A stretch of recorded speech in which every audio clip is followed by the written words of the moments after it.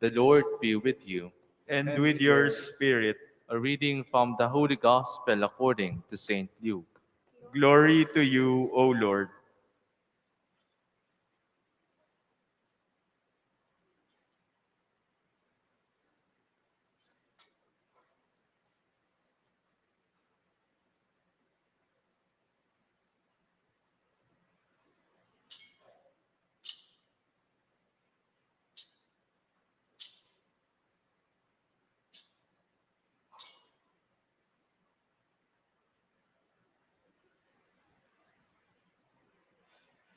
In the 6th month, the angel Gabriel was sent from God to a town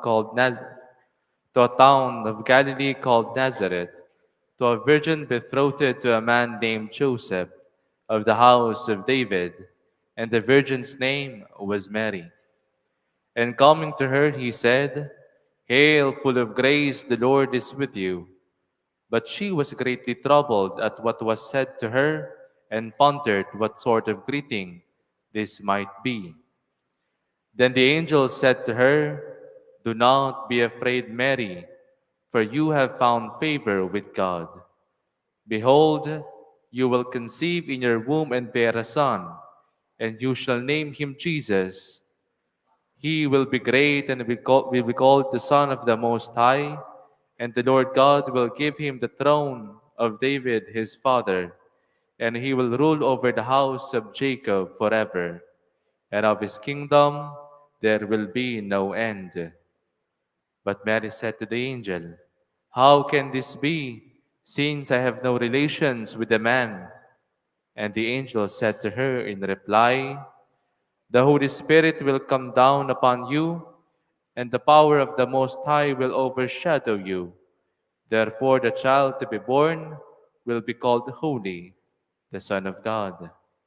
And behold, Elizabeth, your relative, has also conceived a son in her old age, and this is the 6th month for her who was called barren.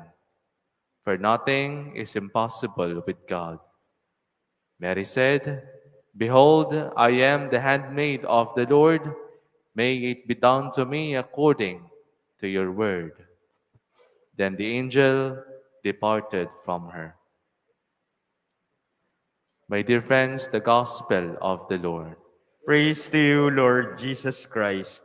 Please be seated.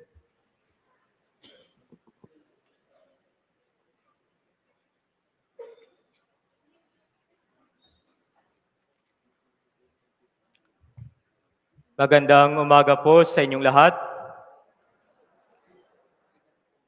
Dahil ang karakter po natin sa ating gospel ay isang ina, ang ating mahal na Inang Maria, pwede po ba akong mag-request ng dalawang nanay na makapagdadala sa akin ng rosary beads? Except lang yung sa mga nanay-nanay sa simbahan kasi siguradong may rosary kayo dyan. Dalawang nanay that bibigyan ko po ng regalo. Pwede pong pumunta dito sa gitna.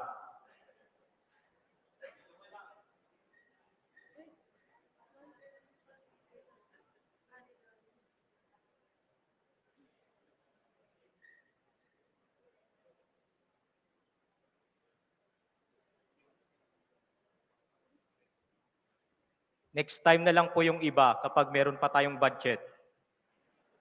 Pwede po bang pakisabihan ang inyong mga katabi, tanggapin at ibahagi ang grasya? Accept the grace and share the grace. My dear friends, naalala ko po dati, pagkatapos po ng misa, sa isang fiesta sa chapel sa Cotabato, noong sibilyan pa akong pare, alam naman po natin na after ng misa, kasunod ay lamisa. Ibig sabihin, kainan kapag merong fiesta. Pag-upo ko po, halos lahat ng mga tao ay nag-offer ng mga pagkain sa aking table. "Father, kainin mo po ito." At nang malapit na po akong matapos, busog na po ako, may lumapit po na isang matanda or nanay na nag-offer sa akin ng humba. mataba-taba pa at mamantika-mantika na humba. Ang sabi ko po sa kanya, "Nay, tama na po, busog na po ako." Ang sinagot pa naman sa akin ni nanay, "Father, bawal tanggihan ang grasya." At sinagot ko po siya ng pabiro, "High blood po ako, Nay. Kung kakainin ko po yan, hindi po grasya ang labas yan. Baka po papuntang disgrasya." Ganyan po ang madalas na sinasabi natin, "Huwag mong tanggihan ang grasya." Pero tandaan po natin, kailangan po nating tanggapin kung ito ay nakakabuti or kung ito ay mabuti sa ating sarili, sa ating pamilya, or sa ating serbisyo. At matatawag po natin yang grasya talaga. Pero, wag po natin itong tanggapin kung nakakasama sa atin. Dahil sigurado yan ay patungong disgrasya. Kaya yes to God and no to bad. Sa atin pong ibanghelyo, narinig po natin ng Anghel Gabriel ay nagbigay ng mensahe kay Maria. "Hail Mary, full of grace, the Lord is with you." Si Maria ay napupuno ng grasya dahil pinili siya na magiging ina ng ating tagapagligtas. Siya ang magdadala kay Jesus. And what is the reaction of Mary? Ano yung response ng ating mahal na ina? She pondered about it. Pinag-isipan muna ito ng ating mahal na ina. Dahil sa bawat desisyon sa ating buhay, ay kailangan munang pag-isipan, dasalan, or pagnilayan. Noong malapit na nga akong matapos sa seminaryo, katulad ni Reverend Chelo, maraming nagsasabi sa akin, "Pag-isipan mo muna, Father, ng mabuti bago ka oordinahan dahil marami kang masasakripisyo. Malaki ang haharapin mong responsibilidad, kaya kailangan mong pag-isipan." Mary has her own dream bilang isang ordinaryong dalaga. But when the angel explained to her everything, "Do not be afraid, Mary." And Mary accepted it with humility and faith to God. Nang sabi, "Behold, I am the handmaid of the Lord. Let it be done unto me according to your word." Ito po ay napakahalagang grasya ang natanggap niya. Dahil ito ay para sa ating kabutihan at sa ating kaligtasan. Mary accepted the grace to become the mother of Jesus. And Mary shared Jesus, who brings us the grace of salvation. She accepted the grace and shared the grace. Sigurado po ako, my dear friends, we are not being forced here para magsimba sa Digalyo. Hindi naman kayo pinilit ng ating simbahan. Kusang loob po ninyo itong ginawa kahit inaantok na kayo, pagod pa kayo sa inyong trabaho, gigising ng maaga para magsimba. Kusang loob ninyo itong ginawa because you know that you are being blessed. You are being graced by God. At gusto nyong ibalik ang grasya na ito sa Diyos bilang pasasalamat sa Kanya. Dahil nakakabuti po ito sa atin, alam natin that it is good for us. Sigurado, grasya ito. At nagbabahagi rin po kayo ng grasya sa inyong pagsisimba ngayon. Ang inyong presensya at pananampalataya. Marahil, nakadala kayo ng isang miyembro ninyo ng pamilya para magsimba ngayon. Isa po yung grasya. O kaya, ang iyong kaibigan ay nadala mo or nainganyo mo to go to the church to worship God. Isa po yung malaking grasya. And you also share the blessing or your blessing and grace to the church. Ang iba nag-i-sponsor, pagpapakita na nagbabahagi sila ng kanilang grasya sa ating simbahan. We learn and appreciate the act of sharing and suffering or sacrificing in this Holy Mass. Because the best way to multiply your happiness and blessing is to share and to participate. Alam nyo ba, merong 3 klase ng aswang na nagsisimba ngayon kapag simbang gabi. Yung unang aswang, yung hindi nagpa-participate or sumasagot sa misa.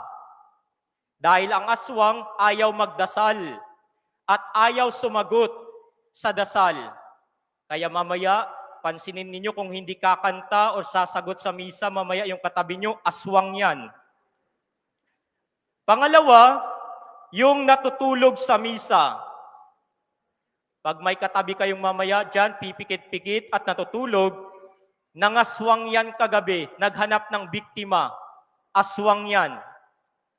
Pangatlo, yung ayaw maghulog ng koleksyon. Dahil ayaw tumulong sa simbahan o sa nakakabuti, ayaw magbahagi. Pansinin nyo mamaya kung hindi yan hulog sa koleksyon, aswang yan. But my dear friends, we are not being forced here. Depende po sa inyo, sa inyong participation. But if you want to make your simbang gabi meaningful and joyful, share and participate your grace. How could we share the grace of Jesus this Christmas to become joyful? Lagi ko po itong sinishare kapag Christmas party ng mga unit or ng mga offices sa aking pagmimisa. Tinatawag ko po itong CGPA, how to share the grace of Jesus this Christmas. C means charity. Diba tinatawag rin po natin ang charity na love? Dahil yan po ang mensahe, bakit pumarito ang ating Panginoon? For God so loved the world that He gave His only Son. Pansinin natin kapag Christmas, maraming gumagawa ng charitable works. Mga kapamilya nating tinutulungan, yung mga pinuno natin sa organization, pumupunta sa hospital, gumagawa ng charitable works sa mga sugatang sundalo, o sa mga kasamahan nating mga injured na sundalo. We show charity. And second is G, gratitude. Sa atin pong pagsisimba ngayon, tayo ay nagpupuri at nagpapasalamat sa Diyos. Remember, Christmas, the Mass of Christ. Keeping Christ and the Mass in Christmas. That's why we could not separate the Mass and our celebration of Christmas. At sino po yung mga tao na naging blessing sa atin na kailangan nating pasalamatan? Kayo po, blessing po sa ating kapilya ng St. Michael. Kaya thank you, ang babait ninyo. Blessing po kayo sa ating simbahan. And last letter is P. Pardon or peace. Diba ang sinisigaw po ni John the Baptist is repentance and forgiveness of sin.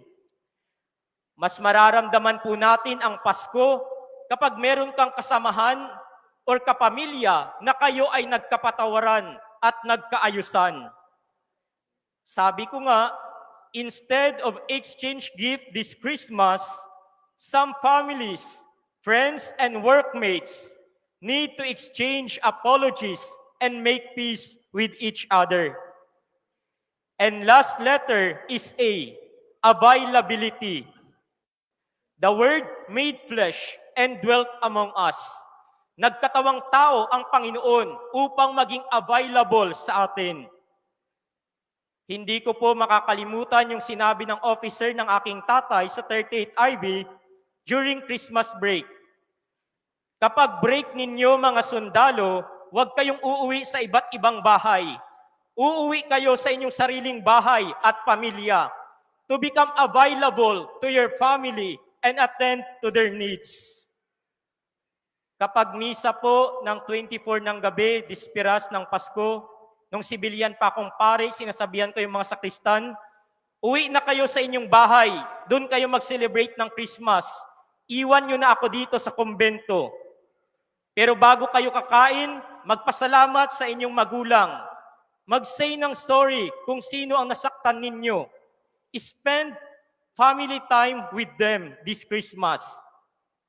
Tapos sinabihan ako ng isang sakristan, Father, di ba sabi mo masaya ang Pasko kapag kasama ang pamilya? Paano ikaw, Father, malungkot ang Pasko mo? Nag-iisa ka na dito sa kumbento. Pero sinabihan ko siya, parte na yan ng aming misyon or ng aming trabaho, katulad ng ibang sundalo. But we celebrate Christmas sa misa natin kanina. At kayo, ang pamilya ko, na mga parokyano, I celebrate Christmas with you and with Jesus. My dear friends, accept and share the grace. CGPA, charity, gratitude, pardon, and availability. May God bless us all.